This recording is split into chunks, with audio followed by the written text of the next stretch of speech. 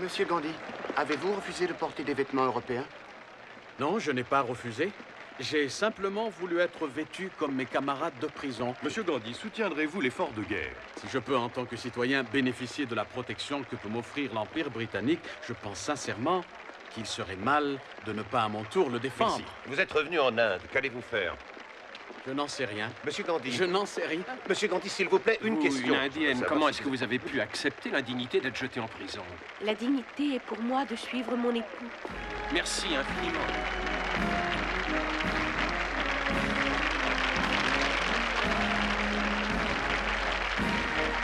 Quelques mots et on vous rendra au monde civilisé. Permettez?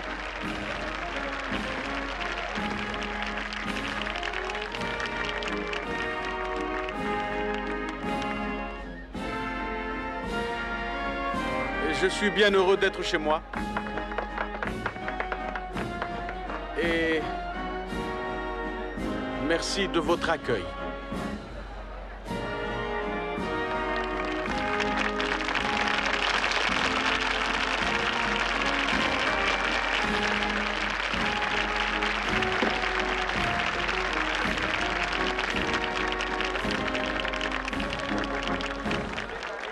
Je vous suis avec votre femme.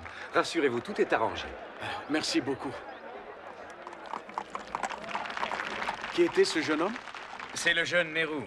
Il a de son père l'intelligence, de sa mère la grâce et le charme du diable. Si on ne nous le gâte pas à Cambridge, ça lui l'est, ça lui l'est. Il deviendra peut-être quelqu'un.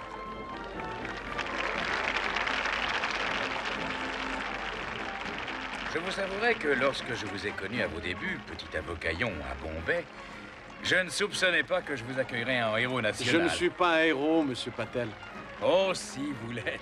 Il y a bien 200 ans qu'un Indien n'a pas fait un pied de nez à l'Empire britannique sans avoir à le payer. Et puis ne m'appelez plus Monsieur Patel, vous n'êtes plus un jeune clerc.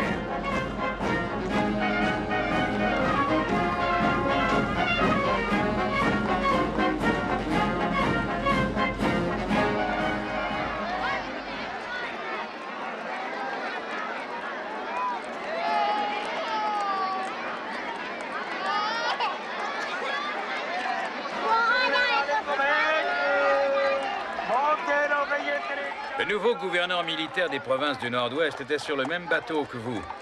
Dommage que vous voyagiez en 3e classe. Il aurait été impressionné par le brillant avocat qui a manœuvré le général Smuts.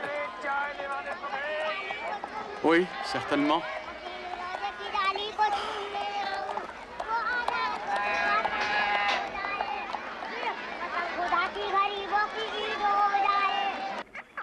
Vous partagez les mêmes intérêts, Madame Nehru? Oh, non, non. Je laisse les problèmes pratiques à mon époux et la révolution à mon fils. Monsieur Gandhi, voici Monsieur Jinnah, également notre hôte, membre du Congrès et chef de la Ligue musulmane. Très heureux. Et Monsieur Prakash, qui hélas passera bientôt en justice pour sédition et incitation au meurtre. Je n'ai pas fait feu au sens propre du terme, Monsieur Gandhi. J'ai simplement écrit que si un Anglais tue un Indien rebelle à sa loi, alors l'Indien a le devoir de tuer l'Anglais qui se permet de le pénaliser au moyen d'une législation étrangère. C'est très pertinent, mais je ne suis pas sûr que cela mène au résultat escompté. Nous espérons que vous lutterez avec nous pour l'autonomie, Monsieur Gandhi. Eh bien... Excusez-moi. Vous permettez? J'aimerais vous présenter un ami. Excusez-moi. Je suis confus de vous avoir enlevé ainsi. Il a dit à la presse qu'il appuierait l'effort de guerre des Anglais. Et c'est de la non-violence pour vous? Notre hôte a une maison ravissante. Vous savez, Mohan, il faut que je vous fasse un aveu. Je ne suis allé en Afrique du Sud que parce que le professeur Gokhale me l'a demandé. Nous essayons de former une nation, Gandhi. Mais les Britanniques jouent bien entendu sur nos divisions religieuses, sur le morcellement en principauté, en province. Ce que vous avez écrit en Afrique à l'époque, l'Inde en a besoin aujourd'hui. J'ai tant à apprendre sur l'Inde, professeur. Et il faut que je pense à ouvrir un cabinet. Il me faudrait de l'argent pour faire tourner un journal. Secondaire. Sauvez-vous, Charlie. Ceci ne concerne que les Indiens. Nous ne voulons pas d'impérialistes ici. Alors, dans ce cas, je ferai un rapport au vice-roi. Accrochez plutôt une belle hindoue qui se promène et convertissez-la au Dieu chrétien. C'est la seule mauvaise action qu'on vous autorise.